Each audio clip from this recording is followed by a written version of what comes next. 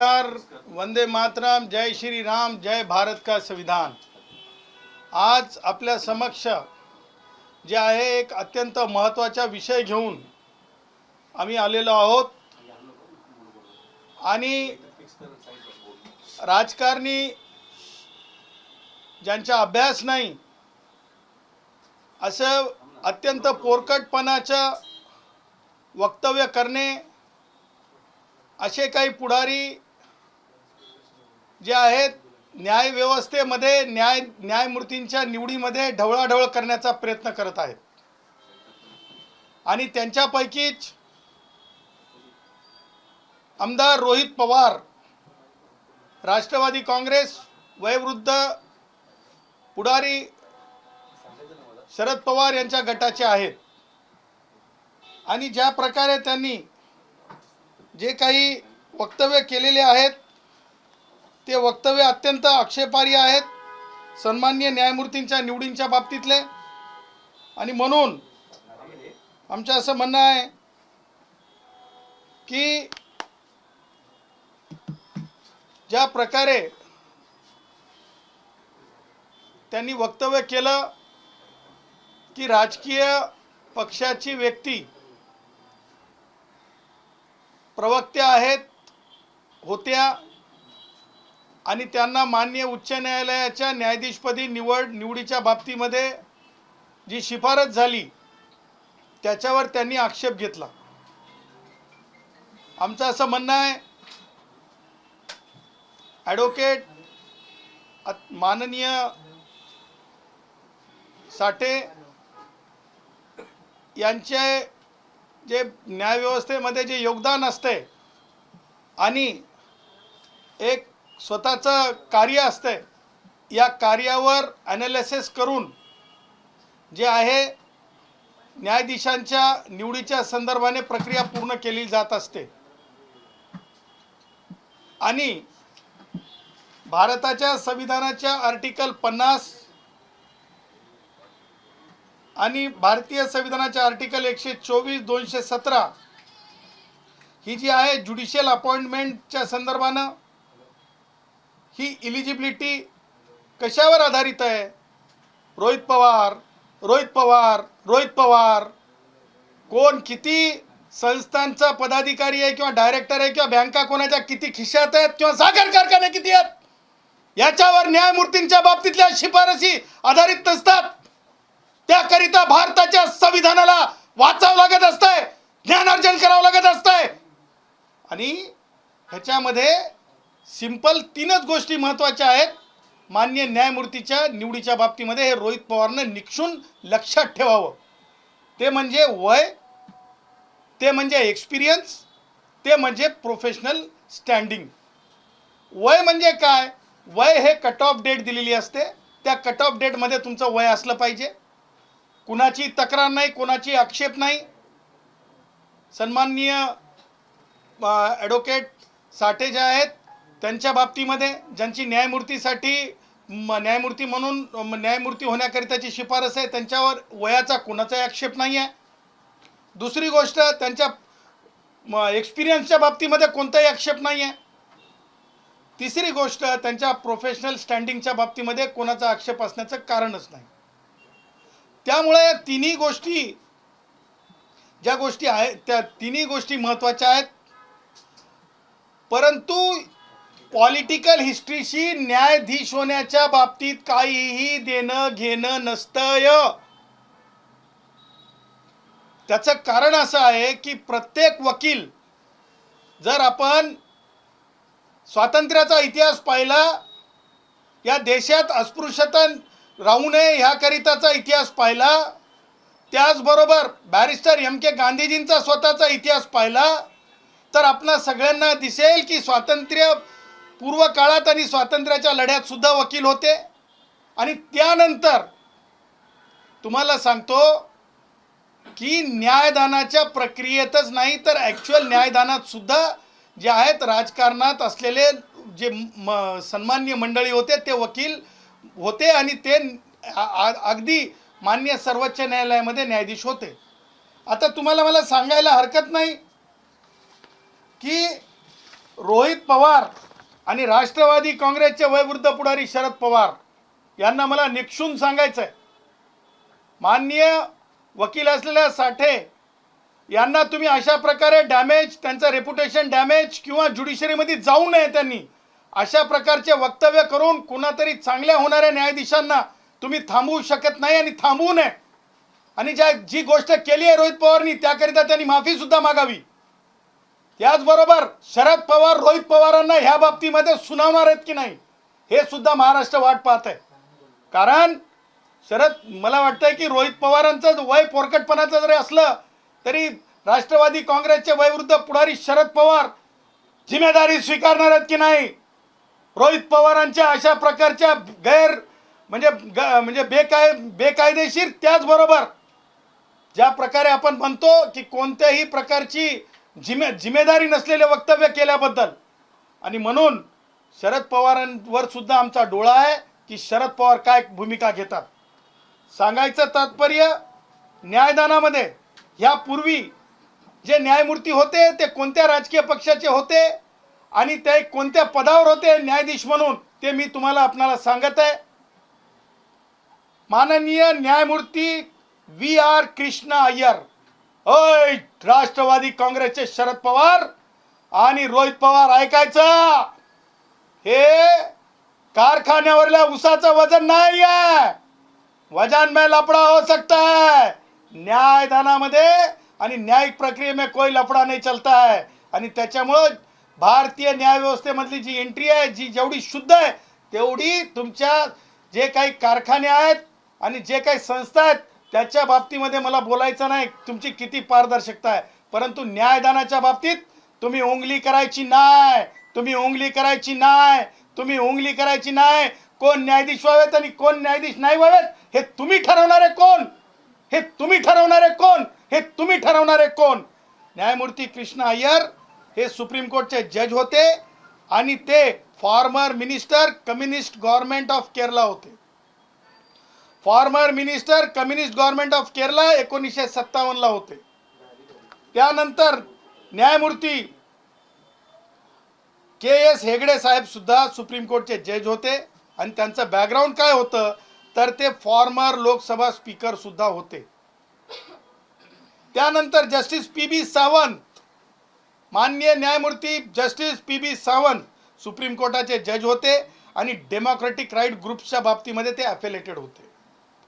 त्यानंतर justice NV Ramanna, माननीय न्यायमूर्ती NV रामन्ना हे चीफ जस्टिस ऑफ इंडिया होते. परंतु लक्षात घ्या, नुसतं राजकारणी नव्हते ते, तर त्या पलीकडे जाऊन जर तुम्ही विचार केला तर participated in student protest during emergency.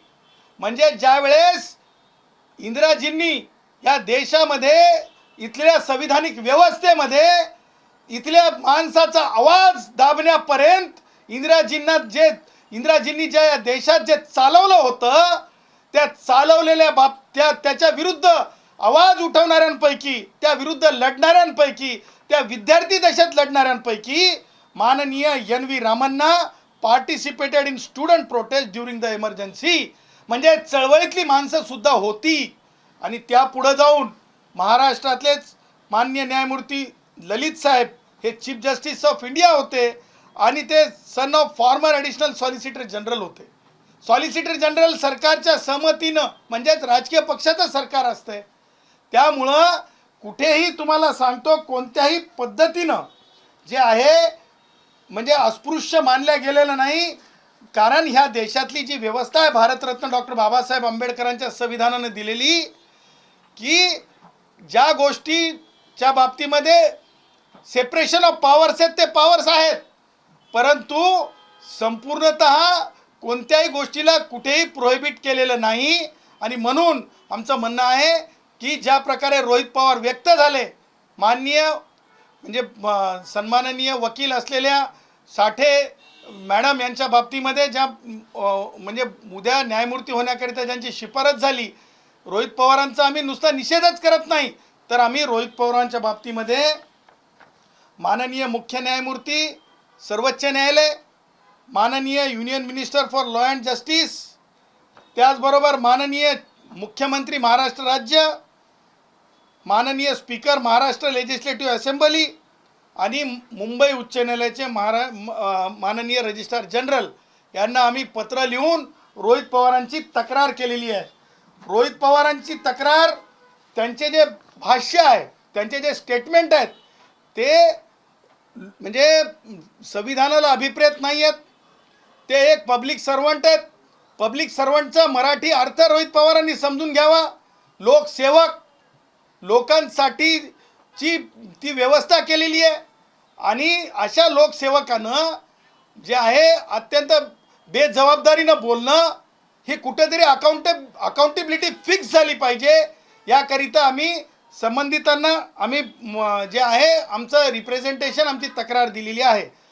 त्यामध्ये रोहित पवारांचं जे वेगवेगळ्या तुमच्या सगळ्या माध्यमांच्या क्लिप्स आम्ही माननीय न्यायालयांना पुरवल्यात. रोहित पवार कुठे कुठे काय काय बोलले, इतकं सोपं नसतंय. रोहित पवार बोलवले, माध्यम बोलून गेले काहीतरी, एवढं वाचाळ व्हायचं नसतंय. शिस्तीत, संविधानाच्या शिस्तीत वागायचं असतंय. संविधानाच्या शिस्तीच्या बाहेर जाल, मग त्या माननीय वकील साठे असतील किंवा कोणीही या देशाची कन्या असेल, अशा प्रकारे कोणत्याही वकील, महिला वकिलांना, गुणवंत वकील असलेल्या महिला वकिलांना शॉर्ट लिस्टिंगमध्ये अत्यंत उच्च, ज्यावेळेस तुमचं मेरिट असतंय, ज्यावेळेस तुमचं स्टँडिंग असतंय, स्टँडिंगचा अर्थ तुम्ही कर्तृत्ववान दिसता, त्याच वेळेस तुमच्या नावांची शिफारशी होतात. असं सगळी परिस्थिती असताना ज्या प्रकारे रोहित पवार व्यक्त झालेले आहेत, ते हे सांगून की त्या राजकीय पक्षाच्या प्रवक्त्यामध्ये नाव होतं म्हणून, त्यामुळं मी रोहित पवारांना आत्तापर्यंतची सगळी हिस्ट्री, सगळा इतिहास न्यायव्यवस्थेतला वाचून दाखवलेला आहे. आणि रोहित पवार काय बोललेत, काय डिफेमेटरी बोललेत, काय स्कॅन्डलस बोललेत, काय न्यायव्यवस्थेला रसात तळाला नेईल असं बोललेत, तर ते आहे. रोहित पवार म्हणालेत, ज्या प्रकारे व्यक्त झालेत, लोकशाहीसाठी हा मोठा धोका आहे. सत्ताधारी पक्षाच्या प्रवक्ते असलेल्या व्यक्तीला न्यायमूर्ती म्हणून नियुक्त करणे हे न्यायव्यवस्थेच्या स्वायत्तेवर आघात आहे. यामुळे जनतेचा न्यायालयावर विश्वास ढासळू शकतो. काय डेटा आहे रोहित पवारकडे, काय अभ्यास आहे रोहित पवारकडे? रोहित पवारकडे माननीय वकील असलेल्या साठे यांच्या विरुद्ध एखादी तक्रार आहे का? एखाद्या सावित्री आईच्या लेकीला, एखाद्या त्या पुढे जाऊन ज्या लेकीमध्ये म्हणजे आई सरस्वतीची शक्ती ज्ञानाने प्राप्त झालेली असते, अभ्यासाने प्राप्त झालेली असते, आणि अशा युगामध्ये जिथे एक प्रतिष्ठा महिलेला प्राप्त आहे आणि कोणताही इतिहासाचा लेखाजोखा न पाहता, रूल प्रोसिजर न पाहता, कोणत्याही प्रकारचं बंधन नसलेलं न पाहता, रोहित पवारांनी एका महिला वकिलाच्या बाबतीमध्ये असं व्यक्त होणे हे अत्यंत निषेधार्ह आहे, अत्यंत निंदाजनक आहे. आणि त्याही पुढे जाऊन न्यायव्यवस्थेमध्ये काय होईल ही सुद्धा भविष्यवाणी सांगायला निघालेत. भविष्यवाले बनले का तुम्ही? रोहित पवार, फॅक्टवर बोलायचं असतंय, लिगल ग्राउंडवर बोलायचं असतंय, लिगल प्रोसिजरवर बोलायचं असतंय. ते बोलण्याचं तुम्हाला शिकलाच नसाल. त्या गुरुवर्यांना नाव ठेवून काय फायदा? कारण राजकारणाच्याच बाराखडी शिकला असाल तुम्ही, गुणवत्तेची बाराखडी सुद्धा लक्षात घ्यायची असते रोहित पवार, असं देखील मी रोहित पवारांना सुनावतो. त्याचबरोबर ते काय म्हणले, केवळ न्यायाधीश होण्याची पात्रता आहे म्हणून थेट राजकीय व्यक्तींना न्यायाधीश म्हणून नेमणे म्हणजे न्यायपालिकेला राजकीय आखाडा बनवण्याचा प्रकार नाही का, असा प्रश्न उपस्थित केलाय रोहित पवारनं. रोहित पवारला मी उत्तर दिलंय आता की कशा प्रकारे न्यायव्यवस्थेला बदनाम करणे, न्यायव्यवस्थेतील एका उच्च शिक्षित वकील भगिनी जी न्यायव्यवस्थेच्या एका मोठ्या पदावर न्यायमूर्ती म्हणून जाणार, त्यांना कसं डिफेम करणे, डिमॉरलाइज करणे, महिलांना, एकूण महिलांना या प्रकारे डिमॉरलाइज करायचं काम राष्ट्रवादी काँग्रेसच्या गटाकडून, कायम शरद पवारच्या गटाकडून होत आहे. यापूर्वी सुद्धा काय ते जळगाव धुळ्याचे आमदार खडसे, एकनाथ खडसे, ते सुद्धा IAS महिलांच्या बाबतीत असंच बोलले होते. असंच अत्यंत म्हणजे ज्या प्रकारे ते व्यक्त झाले होते, ती सुद्धा भाषा अशीच होती महिलांच्या बाबतीतली. आणि आता जे आहे एका महिलेच्या नियुक्तीच्या बाबतीतली भाषा जी आहे, जी बोलली गेलेली आहे माननीय वकील साठे यांच्या बाबतीमध्ये. आणि म्हणून आमचं म्हणणं असं आहे की रोहित पवार असोत की काय ते एकनाथ खडसे असोत, या वाचाळवीरांना वीर म्हणता येणार नाही, अशा वाचाळ चांडाळ चौकडींना जे आहे योग्य ते प्रकारे यांची चौकशी झाली पाहिजे. यांचा हे सगळं करण्यामागचा उद्देश लक्षात आला पाहिजे आणि तिन्ही यंत्रणेनी यांच्या बाबतीत चौकशी केली पाहिजे. न्यायव्यवस्थेतील हे हे कंटेम्प्टिव्हस आहे. म्हणून माननीय मुख्य न्यायमूर्ती सर्वोच्च न्यायालय, माननीय मुख्य न्यायमूर्ती उच्च न्यायालय, रजिस्ट्रार जनरल यांनी त्याबाबतची चौकशी केली पाहिजे. त्याचबरोबर माननीय सभापती महोदय विधानसभा यांनी सुद्धा रोहित पवारांना नोटीस बजावून अशा प्रकारे न्याय व्यवस्थेतील न्यायमूर्तींच्या हस्तक्षेपावर का ढवळाढवळ करण्याचा प्रयत्न करत आहेत, त्या बाबतीत सुद्धा चौकशी झाली पाहिजे. संविधानिकदृष्ट्या चौकशी होऊन आणि जी कायदा संमत शिक्षा असेल ती रोहित पवारला झाली पाहिजे, अशा प्रकारची मागणी आज आम्ही करत आहोत. त्याचबरोबर आम्ही पुढचा एक कायदा वाचून दाखवू इच्छितो.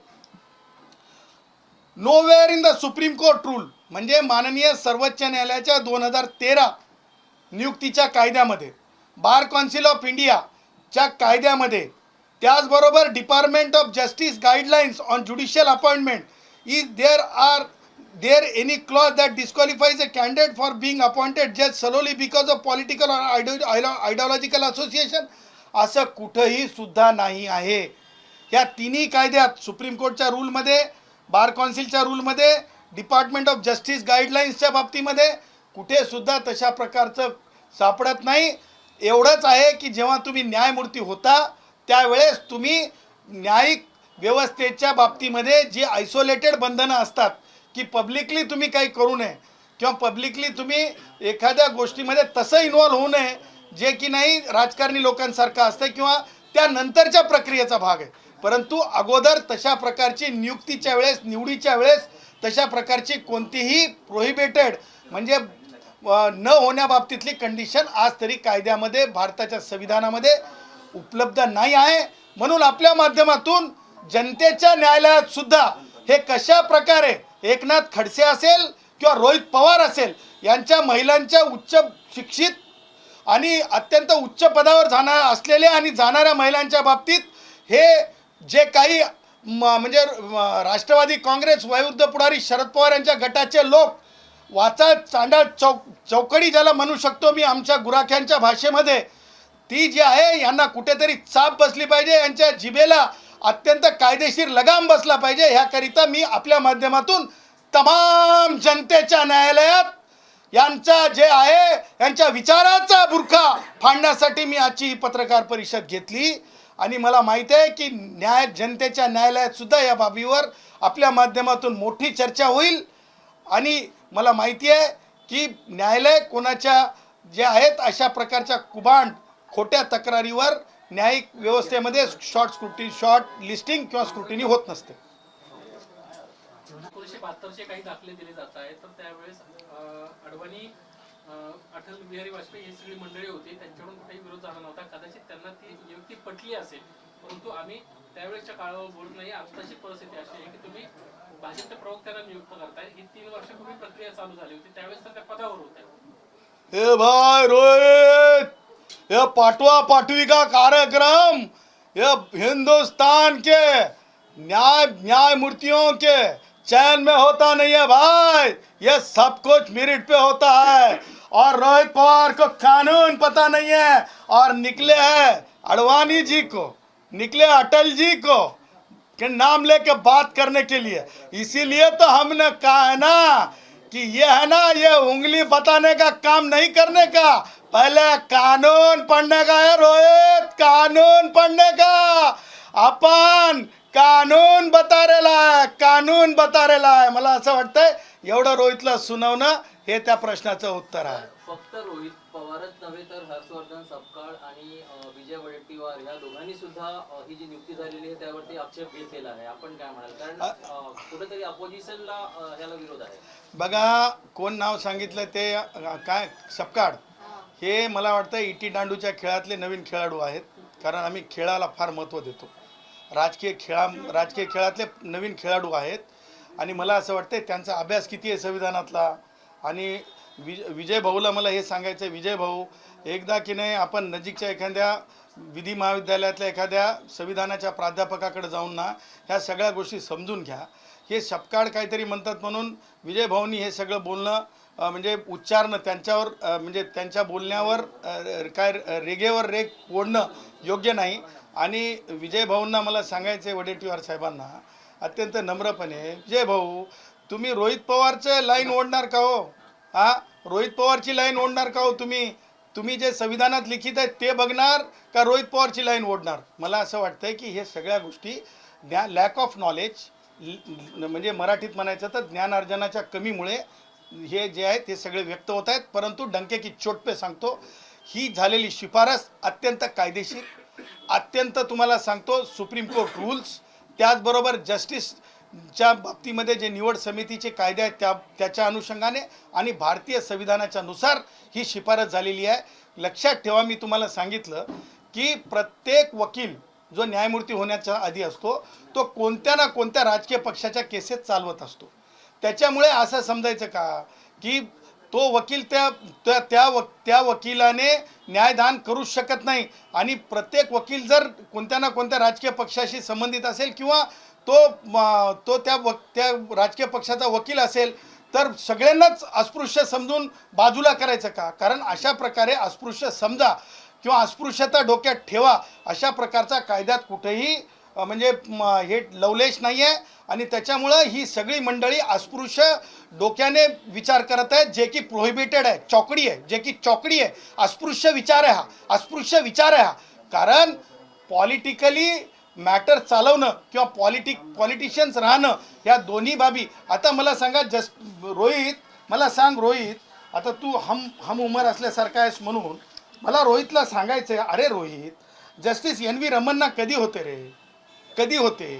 तू 57ची गोष्ट तुला कोण सांगायला रे रोहित? जस्टिस NV रमन्ना हे स्टुडंट मुवमेंटमध्ये ॲक्टिव्हली पार्टिसिपेटेड झाले ते, त्यांची स्वतःची तर हे बघ रे, मुलाखत तर बघ त्यांची. आणि रोहित, उदय ललित साहेब हे ॲडिशनल सॉलिसिटर जनरल साहेबाचे चिरंजीव होते. मग ॲडिशनल सॉलिसिटर जनरल कोण चयन करतं आहे?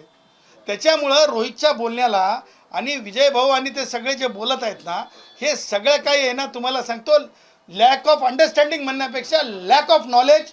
आणि बस रफाटे ओढत जा रे, रफाटे ओढत जा रे, राजकीय ओढत जा रे, अशा प्रकारचं हे वर्तन आहे. आणि हे गैरवर्तन आहे, आणि हे गैरवर्तन आहे. आता मला सांगा, तुम्ही म्हणता, तुम्हालाच म्हणून आता एक प्रश्न उपस्थित करतो मी. माननीय न्यायमूर्ती भूषण गवई मुख्य न्यायमूर्ती आहेत सर्वोच्च न्यायालयाचे, त्यांचे वडील हे कोणत्या राजकीय पक्षाचे अध्यक्ष होते? त्यांचे वडील सभापती होते की नव्हते? त्यांचा कुटुंबामध्ये राजकारणाशी संबंध होता की नव्हता? पण तेही मुख्य न्यायमूर्ती झाले ना, तेही मुख्य न्यायमूर्ती झाले ना. त्याच्यामुळे राजकीय कुटुंबात जन्माला येणं किंवा राजकीय लोकांची वकिली करणं किंवा राजकीय ॲफिलिएशन राहणं न्यायदानात शॉर्ट लिस्टिंग होईपर्यंत म्हणजे तुमची शिफारस होईपर्यंत याला कुठेही प्रतिबंध नाही आहे, कुठेही मर्यादा नाही आहे आणि कुठेही अस्पृश्य लेखलं गेलेलं नाही आहे. आणि अस्पृश्य अशा प्रकारच्या लेखण्याची भाषा करणाऱ्यांना मला असं वाटतं जनतेच्या न्यायालयात ज्या प्रकारे एकनाथ खडसेंनी एक IAS महिलांच्या बाबतीत वक्तव्य केलं होतं त्याच प्रकारचं हे दळभद्री वक्तव्य रोहित पवार आणि कोण तो इटी दांडूसारखा नवीन खेळाडू असल्यासारखे राजकारणी, काय नाव त्यांचं, काय हर्षवर्धन जे आहे, बाबा कोण आहे ते, त्यांच्या बाबतीमध्ये मला असं वाटतं की त्यांना ह्या सगळ्या प्रक्रियेची अज्ञान आहे. कष्टकऱ्यांची प्रेस आहे ही, गुणवंतांच्या कोणाला म्हणजे त्रास होणे याच्यासाठीची प्रेस आहे ही. काही ते काय म्हणतात ते बाजूला यशवंतराव चव्हाण, काय ते यशवंतराव चव्हाण ते ट्रस्ट आहे, परंतु ते गरिबांसाठी कमी आहे. उच्चभ्रू श्रीमंतांसाठीच्या कार्यक्रमांसाठीची जागा नाही आहे ही. सामान्य टॅक्सीवाले, ड्रायव्हरवाले, दिहाडी मजूर त्याच्यासाठी इथं घाम येणारच. इथं एसीची व्यवस्था नाही आहे. हां, त्यांना अक्षरशः महापालिकेनं जे कंपाऊंड त्या ठिकाणी केलं होतं उकरून टाकल्याचं पाहायला मिळालं. काय एकत्रित त्या प्रकरणाबद्दल वाटलं? मैं ये कहूँगा भाई, हमारे जैन भाइयों ने बुद्धिज्म में हो या जैनिज्म मध्ये असो, बुद्धिज्ममध्ये, जैनिझममध्ये, त्याचबरोबर प्रभू श्रीरामांच्या विचारांमध्ये मला असं वाटतंय पशु प्राण्यांवर, पक्ष्यांवर प्रेम करणं हे अत्यंत म्हणजे आवश्यक आहे. पशु प्राणी आणि पक्षी यांच्यावरलं प्रेम कुठेही कोणी कमी होता कामा नये. त्यांच्या जीवावर बितू नये, त्यांच्या अन्न पाण्यावर कोणी बितवू नये, त्यांच्या मुक्त स्वातंत्र्यावर पक्षांच्या कोणीसुद्धा अडसर येऊ नये. कारण मी जे आहे अत्यंत फिलॉसॉफिकल मांडत आहे. कारण आपण बौद्ध परंपरेमध्ये सुद्धा बघितलं असेल, हंस हा कुणाचा, हंस हा कुणाचा, तुम्ही लक्षात घ्या. त्याचबरोबर तुम्हाला सांगतो बुद्धांच्या आयुष्यामध्ये सुद्धा एका पक्षाच्या बाबतीतली मोठी कहाणी म्हणजे एक सत्य आहे. त्याचबरोबर तुम्हाला सांगतो प्रभू श्रीरामांच्या बाबतीमध्ये सुद्धा पशु प्राण्यांच्या बाबतीतलं प्रेम लोकांना दिसतं आहे. त्याचबरोबर जैनिझममध्ये सुद्धा एका पिजन एका कबुतराच्या बाबतीमध्ये एक खूप मोठी सर्वांकष निष्ठेची गोष्ट आहे. आणि त्यामुळं मला असं वाटतंय की ह्या देशाच्या परंपरेनुसार आपण म्हणजे अगदी टोकाचे निर्णय पशु प्राण्यांच्या आणि पक्ष्यांच्या बाबतीत होऊ नयेत. उच्च न्यायालयाने ज्या रिपोर्टवर मला असं वाटतंय आपलं मत व्यक्त केलेलं आहे, तो रिपोर्टच मुळात चॅलेंज केला पाहिजे. तो रिपोर्टच मुळात चॅलेंज केला पाहिजे की तो रिपोर्ट एम्ससारख्या संस्थेतून घेण्यात आला का, तो रिपोर्ट एखाद्या सेंट्रल युनिव्हर्सिटीच्या माध्यमातून घेण्यात आला का, तो रिपोर्ट एखाद्या म्हणजे सेंट्रल युनिव्हर्सिटीच्या पक्षांच्या संदर्भात कार्यरत असलेल्या संस्थेच्या माध्यमातून घेण्यात आला का. आणि त्यामुळं अथॉरिटिव्ह रिपोर्ट जर आम्हाला वाटत नाही आहे, म्हणून मला असं वाटतं की येणाऱ्या काळामध्ये मी जैन भावांसोबत आहे, मी पक्षीप्रेमियांसोबत आहे, मी तुम्हाला सांगतो प्रभू श्रीरामांच्या विचाराच्या माणसांसोबत आहे आणि मी बौद्ध जैन परंपरेसोबत आहे. मला असं वाटतंय मुंबई महानगरपालिकेने कोणतीही सुद्धा घाई गडबड करू नये. पक्षांच्या बघा लक्षात ठेवा, तुम्ही जर म्हणत असाल की पक्षांना दुसरी जागा करून देतो, लक्षात ठेवा दुसरी जागा करून देण्या एवढे आपण मोठे नाही आहेत. कारण निसर्गानं त्यांना स्वातंत्र्य दिलेलं आहे. त्यांना तुम्ही असं म्हणू शकत नाही इथं भरारी नको घेऊ तिथं जाऊन भरारी घे. हे काही तुम्हाला सांगतो SRAमध्ये गरिबांना काढणे म्हणजे काम आमचे तुम्हाला सांगतो ज्या प्रकारे गरीब म्हणजे मनुष्यावरती वेळ आणलेली आहे तुम्ही. महापालिकेच्या काही कारभारावर मला प्रश्नचिन्ह उपस्थित करायचे आहेत. महापालिका गरिबांना म्हणते म्हणजे आमचे जे महापालिका असो की काही ज्या शासनाच्या काही संस्था आहेत ज्याच्यामध्ये गिरणी कामगारांच्या बाबतीत सुद्धा म्हणाले उदय सामंतांनी काहीतरी उत्तर दिलं होतं म्हणे ते खटाव मिल की आणखीन कोणती एक मिल आहे आमची त्याच्यातले 1000 लोकांना इथं घर आणि 3000 लोकांना म्हणे काहीतरी याला जा कुठे ते मुंबईच्या बाहेर. त्यामुळे तुम्हाला सांगतो माणसावर तर आपण की नाही गावाच्या बाहेर काढायचं सुरू केलं. आता पक्षांवर सुद्धा तसा अन्याय करू नका. पक्षांचं मुक्त स्वातंत्र्य राहिलं पाहिजे, ते मुक्त स्वातंत्र्य अबाधित राहिलं पाहिजे. हा देश बुद्धांचा, हा देश प्रभू श्रीरामांचा, हा देश भगवान महावीरांचा देश म्हणून ओळखला जातो. जगामध्ये अशा क्रूरतेमुळं देशाचं नाव खराब होऊ नये. आणि मला असं वाटतं की सखोल अभ्यासापूर्वी अशा प्रकारे कोणत्याही पशु प्राण्यावर किंवा पक्षावर अन्याय होता कामा नये. मी जैन भावांसोबत आहे, डंके की चोट पे मी जैन भावांसोबत आहे. सर विधानसभेत होऊ शकतात. चित्रा वाघ ज्या सत्ताधारी पक्षाचे आमदार आहेत त्यांना त्यांची आजी वारली याचं देखील सभागृहामध्ये ऑन रेकॉर्ड उदाहरण दिलेलं आहे. त्यामुळं तो कबूतर खाना तिथून हलवला गेला पाहिजे अशा पद्धतीची मागणी केली. त्यानंतर सरकारनं कबूतर खाण्यासंदर्भामध्ये निर्णय घेतला होता. बघा सन्माननीय दोन्ही आमदार यांची व्यक्तिगत मतं होती ती. आणि अथॉरिटिव्ह कशाला म्हणतो तर आपण गठीत केलेल्या कमिटीच्या रिपोर्टपेक्षा आपण वेटरनरी सायन्सेसशी संबंधित त्या म्हणजे पशुपक्ष्यांच्या बाबतीतल्या एखाद्या विभागाच्या मार्फत किंवा एम्सच्या मार्फत किंवा एखाद्या म्हणजे आपण जे उदाहरण देतात की फुफ्फुसाचे आजार कशानं होत नाही. तो तुम्ही एकसारखं AC मध्ये जरी राहिलात तरी फुफ्फुसाचे आजार होतात. एकसारखं AC मध्ये जर तुमचं आयुष्य जर बसलं ना तर नुसते फुफ्फुसाचे आजार होत नाही तर तुमचे हाडंसुद्धा ढिले होतात. ते हाडंसुद्धा ढिले होतात तुमचे. फुफ्फुसाचे आजार तर सोडाच. त्याचबरोबर तुम्हाला सांगतो आज गाड्या मोटरसायकलमुळं सुद्धा तुम्हाला त्या प्रदूषणाचे सुद्धा तुम्हाला फुफ्फुसाचे आजार होतात. सांगायचं तात्पर्य सन्माननीय दोन्ही आमदार महोदया जे आहेत त्यांनी व्यक्तिगत मतं व्यक्त केलेली आहेत, न्यायालयाने एका रिपोर्टला आधार केलेला आहे. या दोन्ही गोष्टीचं गांभीर्य लक्षात घेता माननीय सर्वोच्च न्यायालयाकडे जावं राज्य सरकारने, आणि त्याचबरोबर हे जर अथॉरिटिव्ह नसेल तर तो जो रिपोर्ट आहे तो रिपोर्टसुद्धा माननीय राज्य सरकारने चॅलेंज करावा, राज्य सरकारने चॅलेंज करावा अशी विनवणी मी लॉ अँड ज्युडिशरीचे सेक्रेटरी माननीय श्री शुक्ला साहेबांना करतो राज्य शासनाच्या, त्याचबरोबर मुख्य सचिवांना करतो, त्याचबरोबर दोन्ही उपमुख्यमंत्र्यांना आणि माननीय मुख्यमंत्री देवेंद्रजींना सुद्धा करतो की रिपोर्ट चॅलेंज करा. या देशाची जी गरिमा आहे, या देशाचं जे चित्र आहे, ज्या देशाचं जे फेस आहे, ज्या देशाची जी आयडियॉलॉजी आहे ही बदलता कामा नये. दोन्ही आमदार महोदयांना ज्या आहेत ज्यांनी व्यक्त केलेले आहेत त्यांना मी परत असं म्हणेल की त्यांनी त्यांच्या विचारामध्ये रिव्ह्यू करावा.